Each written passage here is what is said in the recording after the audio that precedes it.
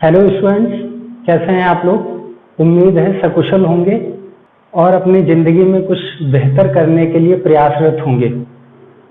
So physics problem practice with Ram sir की इस series के साथ एक बार मैं फिर आपके सामने उपस्थित हूं। आज का हमारा जो टॉपिक है वो है problems of capacitors.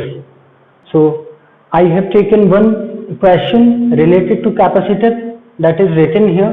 A capacitor is made of a flat plate of area capital A and a second plate having a sphere-like structure as shown in the figure. The width of each sphere is A and the height is B. Find the capacitance of the assembly. One assembly is taken here. यहाँ पे capacitor की assembly ली गई है जिसकी एक plate जो कि 3A length की है वो गिवन है और दूसरी plate that made sphere like structure, right, sphere like structure. These plates are placed something like this, one plate something like this, another one this, another one this. Means इन plates के बीच में distance जो है वो increase कर रही है, ठीक है। तो इस पूरी असेंबली का हमें कैपेसिटेंस बताना है, इस पूरी असेंबली का कैपेसिटेंस कैलकुलेट करना है। So let us see the solution.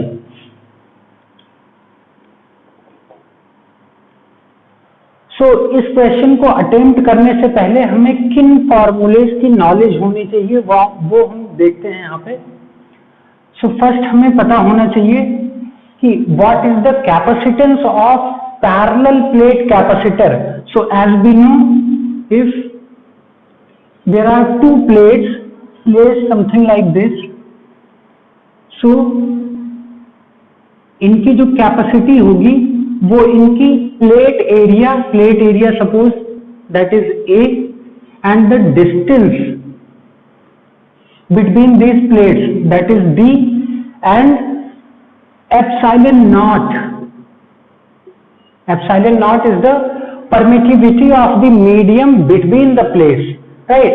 So here I am taking the air medium, ठीक है, एयर मीडियम लिया गया है इसलिए एप्सिलॉन नॉट से रिप्रेजेंट कर दिया गया है। तो इस प्लेट की जो कैपेसिटी होगी that will be equal to epsilon naught A divided by D. ये कैपेसिटेंस का फॉर्मूला होता है पैरेलल प्लेट कैपेसिटर के लिए, इसे हमें पता होना चाहिए तभी इस क्वेश्चन को अटेम्प्ट कर पाएंगे। दूसरा क्या चीज पता होना चाहिए, हमें कॉम्बिनेशन ऑफ कैपेसिटर्स पता होना चाहिए।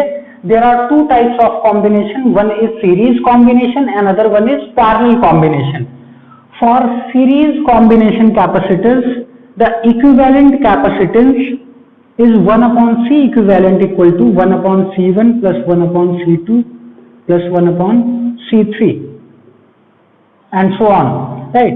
This is for series combination, this is for series combination, right? जैसा कि हमें याद होगा ये रेजिस्टेंस के केस में ये पैरेलल कॉम्बिनेशन का मेथड होता है, ठीक है, बट कैपेसिटर्स में एग्जैक्टली अपोजिट होता है। सो अगर सीरीज कॉम्बिनेशन में कैपेसिटर्स कई सारे ऐड हैं तो उनका इक्विवेलेंट इस फॉर्मूले से कैलकुलेट कर सकते हैं। Now for parallel combination the equivalent capacitance will be equal to C1 plus C2 plus C3 and so on, right? This is for parallel combination,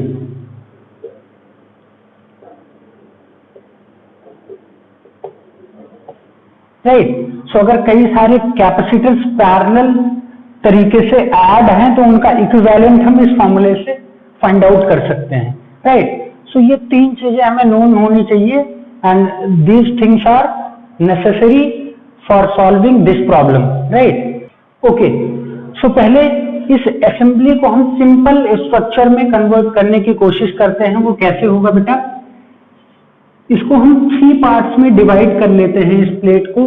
first part, second part and third part. अब हमें पता है कि ये plate की length जो है A है, यहां भी A है, ये भी A है, सारे सेम है, राइट? सो इनको एक साथ बना लेते हैं हम सेपरेट करके, राइट? और चूंकि ये प्लेट की लेंथ a है तो इसको फेस करने वाली दूसरी प्लेट की लेंथ भी a होगी, राइट। ये हो गया हमारा फर्स्ट कैपेसिटर, इसकी कैपेसिटी को हमने C1 एज्यूम कर लिया, राइट। नाउ अनदर कैपेसिटर, उनके बीच की प्लेट डिस्टेंस जो है, इनके बीच की प्लेट डिस्टेंस d है, राइट, और इनके बीच की d प्लस b है, राइट। अब इस कैपेसिटर को यहां पे हम देखेंगे कि ये कनेक्टेड कैसे है। तो ये जो दूसरा कैपेसिटर है बेटा, इसकी एक प्लेट ये हो गई जो कि इस वाली प्लेट से कनेक्टेड है, राइट, इस प्लेट से कनेक्टेड है, और दूसरी प्लेट जिसकी बिर्थ ज्यादा है वो कुछ इस तरीके से है, राइट।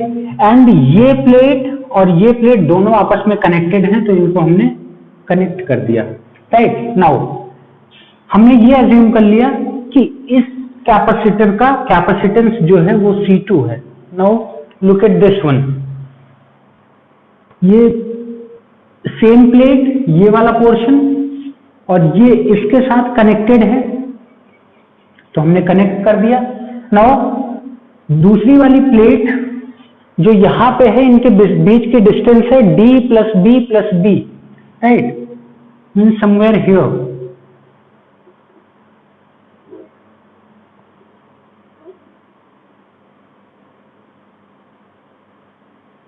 राइट।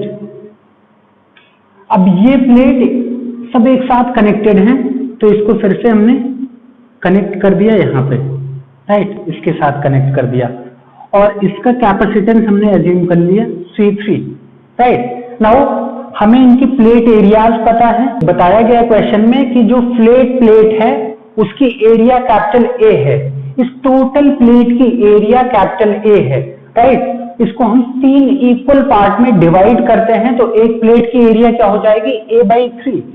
तो इस प्लेट की एरिया A/3, इस प्लेट की एरिया A/3, इसकी भी एरिया A/3, राइट। इसके बीच की डिस्टेंस D, इसके बीच की डिस्टेंस D प्लस B, और इनके बीच की distance D plus 2B, right. ये हमें पता चल गई।